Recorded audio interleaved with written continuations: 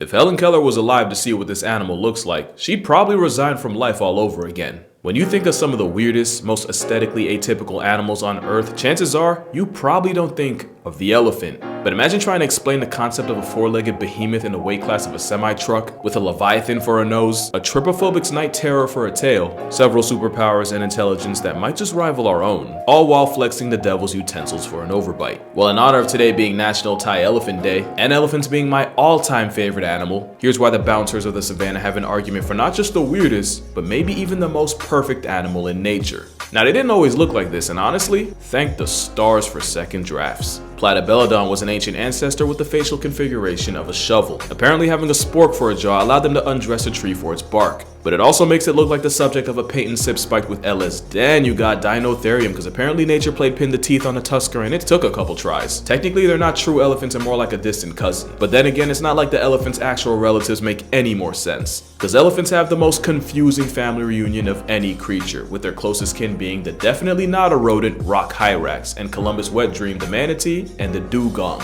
To be fair, I guess hyraxes do have tusks, and apparently manatees have the same nail tech. But elephants are also in the same Afro-terrier group as aardvarks, tenrics, and golden moles. Yeah, you heard that right, I said mole. By the way, elephants didn't just get less weird looking, we just got desensitized to them. There is no build on Earth quite like the elephant, and it isn't until you look at all that nonsense separately and put it back together again that it starts to make sense. Beauty is skin deep.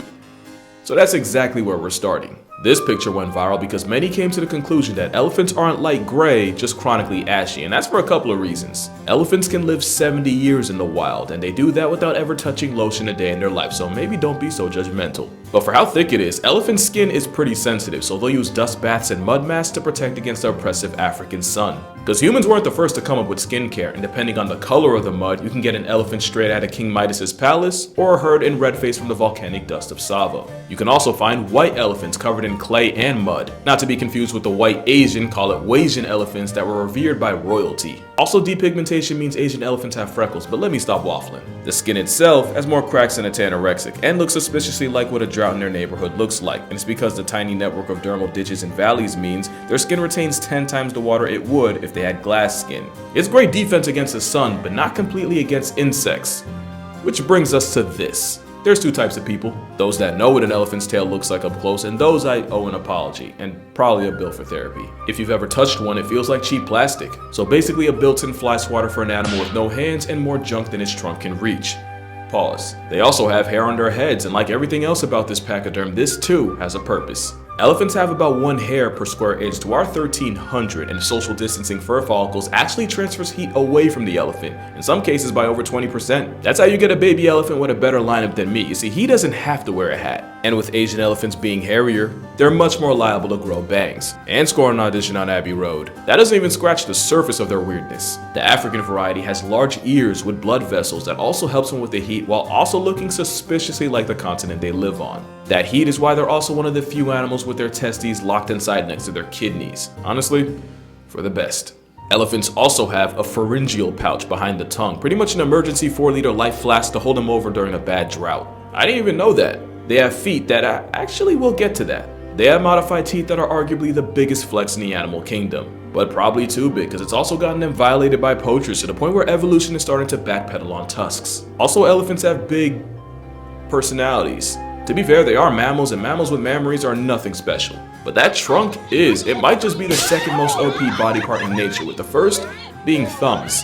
An elephant's trunk has 40,000 muscles. That's about 40,000 reasons to stay out of their hitbox. They also have 400,000 nerves controlling it. That means the same trunk that can deadlift 2 prime shacks at 700 pounds is also delicate enough to pluck a blade of grass. And that's cause the tip of the trunk has prehensile grip. That's not the only thing that's prehensile, but I digress. It's kind of like fingers that African elephants have 2 of and Asians only 1, and it allows a full-time quadruped to pick stuff up. They're also one of the very few animals able to throw, and the day they develop aimbot, humanity is cooked.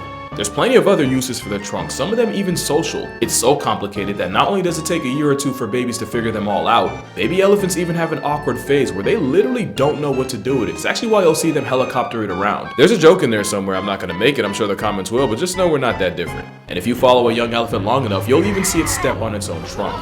It takes time for them to get all the controls down, but until they do, its best use is as a pacifier. But it takes more than looking like nature's science project for me to confidently call you the weirdest animal on the planet. You better be packing some pretty impressive abilities too.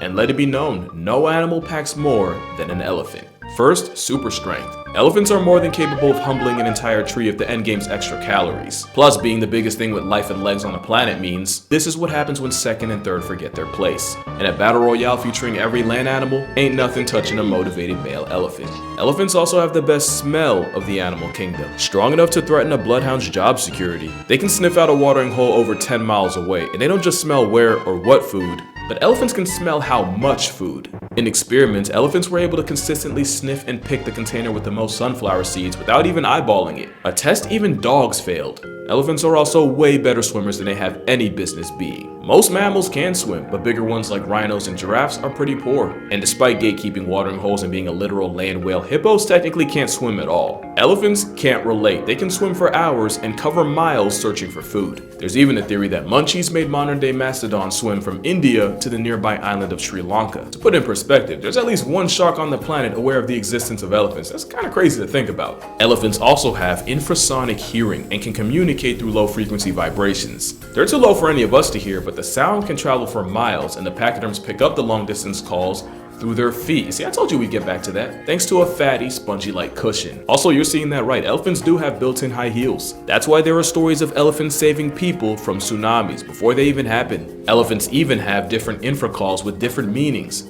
Because of course they do. You got a greeting rumble used when a family member gone for hours suddenly returns, a rumble the matriarch uses to get the herd moving, and even a congratulation rumble for when an elephant in the group gets laid. That's a Snapple fact for you.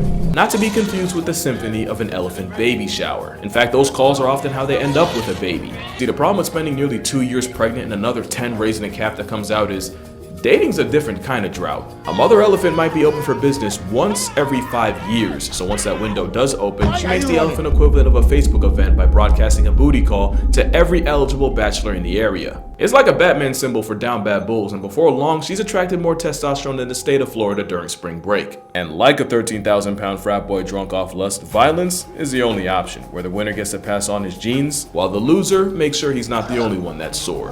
Now, the next superpower is no surprise, because you've definitely heard the phrase, an elephant never forgets. Depending on the context, that's either a throwaway fact or a very real threat. But elephants do have steel trap memory, and it's because their life literally depends on it. As an elephant, the most important resource in your life is water. And during the dry season, that can mean walking hundreds of miles to the next watering hole. Imagine living in an area the size of New York with only 5 water fountains and no Google Maps to bail you out. All you have is your memory. That's why elephant herds are led by a matriarch who uses her years of experience to not only bring her family to water, but to the right watering hole at the right time of year. Get it wrong and the whole herd becomes the beginning of a Disney movie. Instead, you got Big Mama carrying the entire family off a brain that runs like a supercomputer, able to pull memories older than some of the members of the herd when she needs it. So as you can see, elephants don't just have one of the freakiest builds in nature, but one of the craziest skill sets too. It's how the largest landlubber on the planet can survive and thrive on the savannah, in dense tropical jungles, desolate hellscape and sun-baked deserts, and even inside dark caves to mine salt. Elephants be splunkin', but all those abilities wouldn't mean as much without the most busted ability of all, their intelligence. Elephants aren't smart, dogs and cats are smart. Now, Elephants are prodigies. In my admittedly biased opinion, they're the smartest thing on the planet that isn't a human, and sometimes they give us a run for the title. They might not be putting elephants on the moon or breaking down quantum physics or watching Rick and Morty, but elephants do one-up humans every so often. Some Asian elephants have memorized the schedules of trucks carrying sugar cane and will wait posted on the side of the road just to hold up the truck to help themselves to the harvest. They even figured out how to take just enough to satisfy themselves, but not so much that they force the drivers to do something about it. It's basically an elephant enforced toll, but okay, you're not impressed, I got you. Elephants raiding crops have led some farmers to protect their product using an electric fence. Clearly they weren't familiar with their game, because those same elephants eventually learned how to disarm the fences without getting hurt. And that's the thing with its memory, it really only takes one experience for an elephant to learn from to have that knowledge for the rest of its life and pass it off to others. And a prime example of that are the elephants of Amboseli National Park in Kenya, where they've learned to tell the difference between the language of the Maasai tribes that historically hunted them and the dialect of other tribes that they don't have beef with. Those elephants even have a stronger reaction to the voices of men versus women and children, since at one point they caught on that men were more of a threat. But okay, maybe an elephant understanding human doesn't impress you. What about one that speaks it? Koshik the elephant shocked the world when he started imitating his Korean caretaker with pretty eerie accuracy.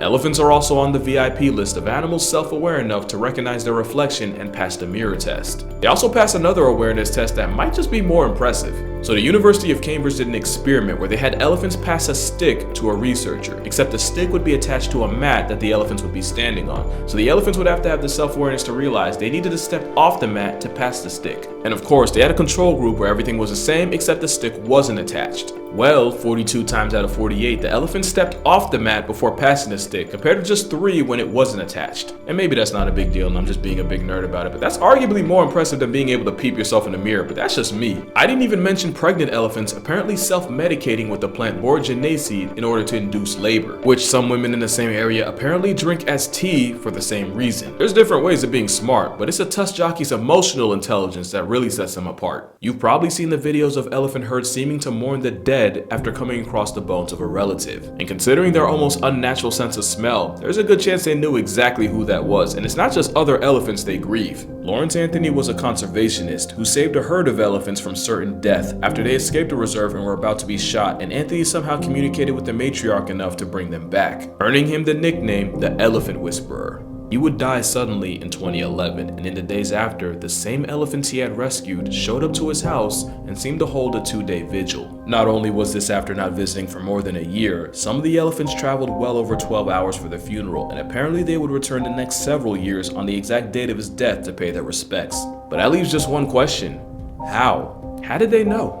Maybe one of the elephants saw or smelt something off and sent an infrasonic message to the others. Maybe the emergency vehicles on the property somehow got their attention. We don't know for sure, and we probably never will. Mourning the dead is just the surface of elephant empathy, because elephants are the textbook example of animal altruism. Elephants will adopt non-related orphans into the group so long that it doesn't put their own young at risk. Bundala was an elephant in a theme park who figured out how to get out of her shackles and immediately freed the others, despite the fact that they likely weren't her immediate family, and the fact that doing so made it more likely she'd get caught. That same altruism doesn't just apply to their own kind. There have been stories of these massive beasts seemingly protecting sleeping or injured humans with really nothing in it for them. And you can find videos of an elephant trying to save a rhino stuck in a watering hole, even if the rhino doesn't necessarily realize it. Don't get it twisted, they're not Mary Sue's. Elephants are still wild animals with varying personalities that subtract hundreds of humans a year. And of course, yeah, I didn't forget about this. And while some say the woman was involved with poaching and this was just an elephant refusing to let it slide, there's also the chance that woman ran into the wrong one at a worse time, or was just a victim of a really bad case of mistaken identity and got memed into oblivion for it. But when you take their one-of-a-kind design, their almost comic book superpowers, and the fact that their mind really is an enigma, I think that adds up to the most perfect animal nature ever did create. Not just a perfect animal, I'd even go as far as calling them the main character. We're talking about an absolute unit that creates entire ecosystems just by being themselves. And honestly, I don't think they belong in captivity. The animals that usually do the worst in zoos are the ones that are highly intelligent, highly social, and normally travel huge distances. Elephants are 3 for 3. I'm not a huge anti-zoo person. All zoos aren't created equal. Some really do their best, but often the best case for a caged elephant isn't that good. Even with Koshik the talking elephant, he was never socialized around other elephants early on, just humans. That's a miserable way to live for anyone. The world is just better off when elephants are doing well, and I'll gladly die on that hill. I just hope the elephants come to visit it. But that's it for this video. Make sure you drink water, hug your loved ones. If this video gets, I'm gonna say 150k likes, I'll go to an elephant sanctuary somewhere and record it. But until then, I'm gonna see y'all in the next one.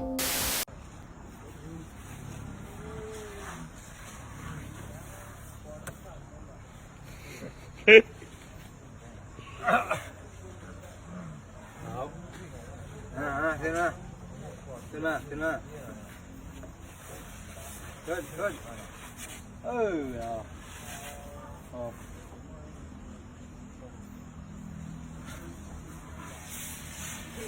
Mà, tha đấy. Giờ tha đấy.